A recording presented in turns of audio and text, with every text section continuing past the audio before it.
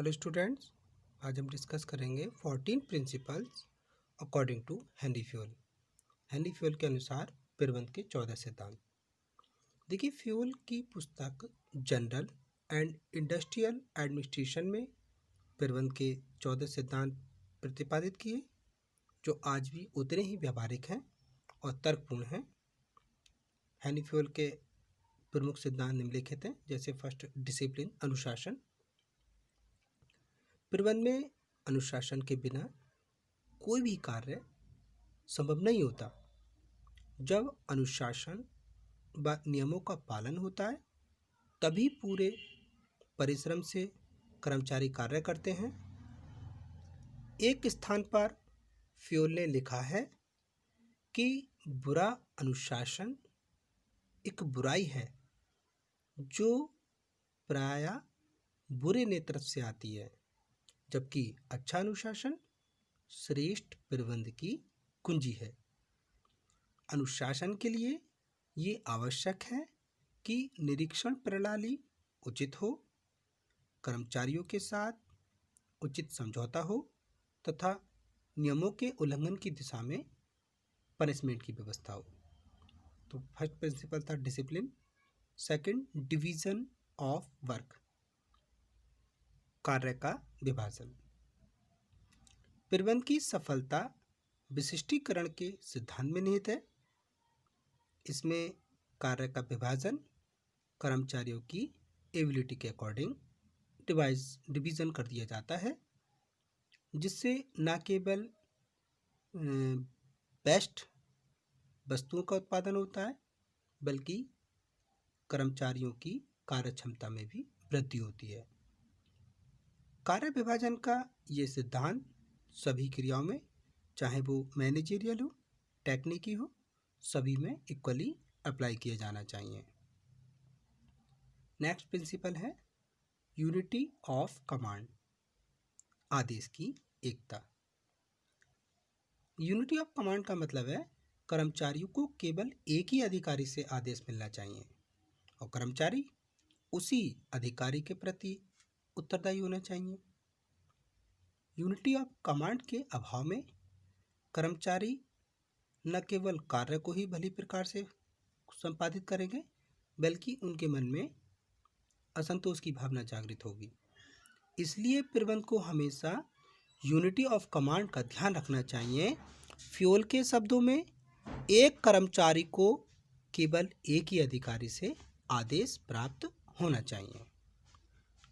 Fourth principal देखते हैं, scalar chain, संपर्क श्रृंखला या संपर्क कड़ी। संस्था के सभी पदाधिकारियों के बीच सीधा कांटेक्ट होना चाहिए। आदेश देने और लेने के मार्ग स्पष्ट होने चाहिए। किसी भी अधिकारी को अपनी सत्ता श्रेणी का उल्लंघन नहीं करना चाहिए। फ्यूल के अनुसार स्केलर चेन अधिकारियों की एक चेन है, श्रृंखला है, जो उच्चतम अधिकारियों से निम्नतम स्तर के अधीनस्थ तक जाती है। Next principle, fifth, stability of tenure personality, कर्मचारियों में स्थायित्व का होना। प्रशासन की दृष्टि से कर्मचारियों का नित्य प्रति बदला जाना हमेशा हानिकारक होता है। संस्था के कर्मचारियों में स्थायित्व के अभाव में मन लगाकर कार्य नहीं करते।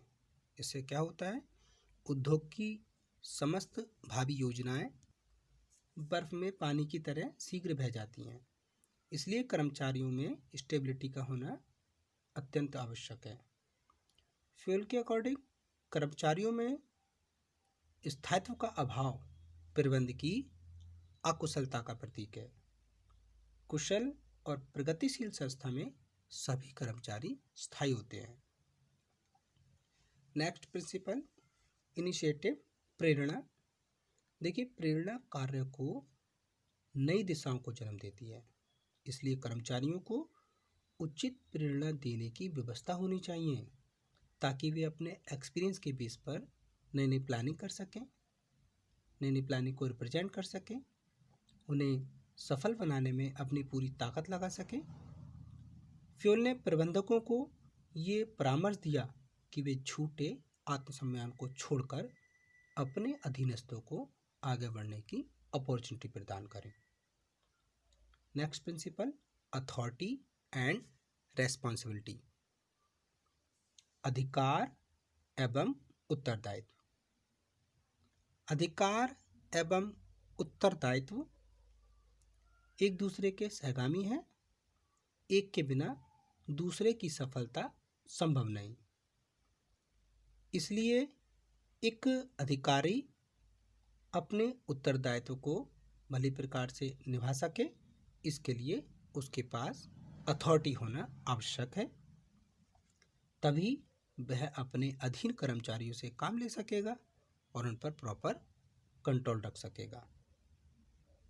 Next principle, remuneration of personal, कर्मचारियों को पुरस्कार। देखिए, वर्तमान औद्योगिक जगत में ये स्वीकार किया जाने लगा है कि श्रम उत्पादन का सबसे सक्रिय अंग है, इसलिए उसे संतुष्ट रखना परम आवश्यक है। इसके लिए उसे उसकी शैली के साथ साथ अच्छे कार्य पर उसको पुरस्कार दिया जाए, पुरस्कार देने की व्यवस्था की जाए। तो ये जो पुरस्कार होगा वो कर्मचारी को अच्छे कार्य के प्रति समर्पित कर देता है। Next principal, unity of direction, निर्देश की समानता। कार्य की कुशलता व उसे शीघ्र करने के लिए ये आवश्यक है कि कर्मचारियों को दिए जाने वाले डायरेक्शन इक्वल हों।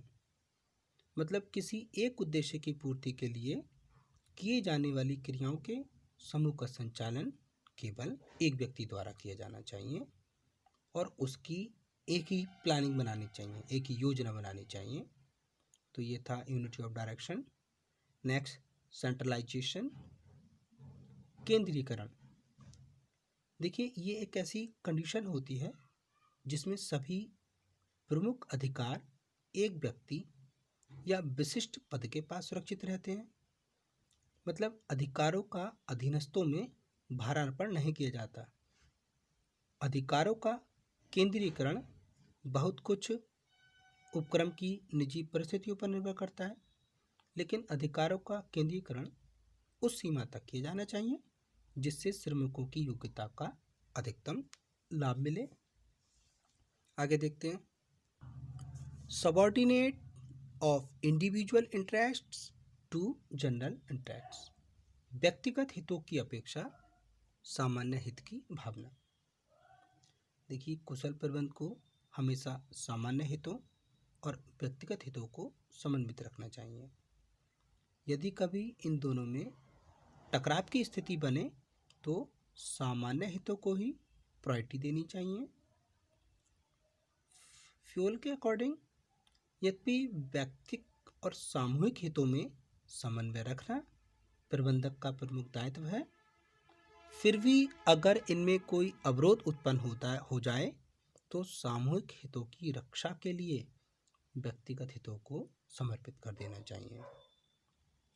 Next principle, unity of management, प्रबंध की एकता। प्रबंध में यूनिटी लाने के लिए ये आवश्यक है कि एक ही उद्योग की समान लक्ष्य वाली विभिन्न क्रियाओं को जहाँ तक पॉसिबल हो सके एक ही प्रबंधक के अंतर्गत रखा जाना चाहिए ताकि उनके कार्यों में समन्वय स्थापित किया जा सके। नेक्स्ट, इक्विटी मतलब न्याय या समता। इसके अंतर्गत प्रबंधकों को कर्मचारियों के साथ इक्विटी का बिहेव करना चाहिए, समानता का व्यवहार करना चाहिए, उनके प्रति उदारता की भावना रखनी चाहिए। फ्यूल के अकॉर्डिंग न्याय से मैत्रीपूर्ण संबंध स्थापित होते हैं, कर्मचारियों का मनोबल लेवल जो होता है वो ऊपर ऊंचा उठा रहता है। कूंटस और डोनेल ने भी बताया है कि प्रबंधक न्याय और दया द्वारा कर्मचारियों के साथ व्यवहार करके उनकी वफादारी तथा स्नेह प्राप्त करता है। एंड लास्ट प्रिंसिपल, कोऑपरेशन, सहयोग। उपक्रम के निर्धारित लक्ष्यों को सुगमता से तभी प्राप्त किया जा सकता है जब उपक्रम के सभी घटकों में सहयोग और सद्भावना हो। अब हम देखते हैं comparative study of Taylor and Fayol. Taylor और फ्यूल का तुलनात्मक अध्ययन। देखिए, टेलर और फ्यूल दोनों ही प्रख्यात प्रबंध विशेषज्ञ हैं। दोनों का प्रबंध के क्षेत्र में अमूल्य योगदान है। टेलर ने अपना जीवन एक लेबर के रूप में शुरू किया था और श्रमिकों की कार्य कुशलता का अध्ययन कर उन्होंने अनेक व्यवहारिक सुझाव दिए जो मील का पत्थर साबित हुए, इसलिए उनको कुशल विशेषज्ञ के नाम से जाना जाता है। फ्यूल की बात करें तो फ्यूल ने अपना जीवन उच्च प्रबंधक के रूप में शुरू किया, इसलिए उनका अध्ययन क्षेत्र प्रबंधकों की समस्याओं की तरफ रहा। उन्होंने कई प्रिंसिपल्स को भी जन्म दिया, इसलिए उन्हें प्रशासन विशेषज्ञ के नाम से जाना जाता है। दोनों प्रबंध विशेषज्ञों ने प्रबंध विज्ञान में जो योगदान दिया वो बहुत कुछ समानताएं भी रखता है, कुछ असमानताएं भी रखता है। समानताएं में बात करें तो प्रबंध की समस्याओं का समाधान दोनों विशेषज्ञों ने अपने अनुभवों और प्रयोग के आधार पर प्रस्तुत किया, जो उनके द्वारा प्रतिपादित सिद्धांतों द्वारा स्पष्ट किए गए हैं। दोनों ने ही व्यावहारिक पक्ष पर बल दिया, दोनों ने ही अच्छे औद्योगिक संबंधों पर बल दिया। इसके साथ कुछ असमानताएं हैं। अगर सिद्धांत के क्षेत्र की बात करें तो टेलर द्वारा प्रतिपादित सिद्धांत उत्पादन क्रियाओं से संबंधित है। फ्यूल की बात करें तो इनके जो सिद्धांत हैं वो सभी प्रकार की प्रबंध की क्रियाओं से संबंधित है। सिद्धांत के नाम की बात करें तो टेलर ने जो प्रबंध के सिद्धांत बताए उनको हम वैज्ञानिक प्रबंध के नाम से जानते हैं, और फ्यूल द्वारा जो प्रतिपादित सिद्धांत हैं उनको हम प्रशासन के सामान्य सिद्धांत के रूप में मानते हैं। उद्देश्य की बात करें तो टेलर के सिद्धांतों का उद्देश्य श्रमिकों की कार्यकुशलता में वृद्धि करना है, और फ्यूल के सिद्धांतों की बात करें तो इनका उद्देश्य है प्रबंधकों की प्रशासनिक कार्यकुशलता में वृद्धि करना है। देखिए, टेलर की विचारधारा सैद्धांतिक है और जो फ्यूल की विचारधारा है वो व्यवहारिक है। टेलर ने व्यक्ति विशेष पर बल दिया और फ्यूल ने व्यक्तियों के समूह पर बल दिया।